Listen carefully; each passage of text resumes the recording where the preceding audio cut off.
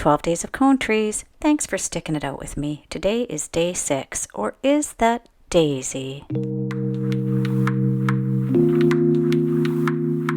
This daisy ribbon came from Dollarama. This cone has been painted with apple red spray paint. Cut a piece of the daisy ribbon that fits around the cone, and as always, start at the back of the cone. So originally, I applied spray adhesive to the back of the ribbon and then stuck it down using the spray adhesive. However, I did find over time that the spray adhesive didn't stick that well to the very glossy paint. So I would still suggest using the spray adhesive to get it into place and then supplementing with hot glue, which I used on the tops of the daisies anyway.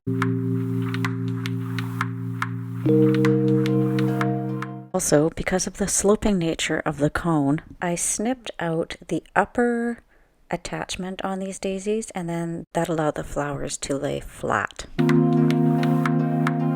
Second row, I should give you guys a warning that if you're at all OCD by nature, this one's probably going to drive you a little bit crazy because it's not going to line up perfectly because the daisies are all one size and the cone is getting progressively smaller as you get towards the top.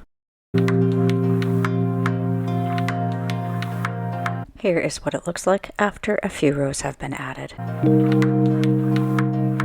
As I mentioned, I added a little bit of hot glue onto the tips of the flower to assist in adherence.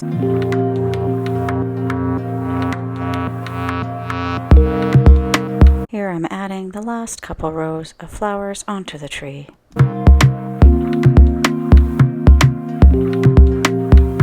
Most of the cone is pretty balanced. However, when you get to the back section where the flowers mat up, there are some spaces. I just dealt with them by adding single flowers on top.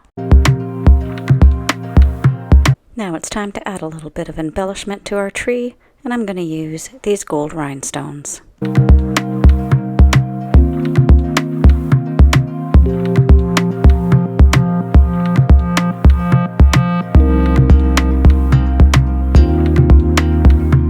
And I'm embarrassed to say it was just that easy.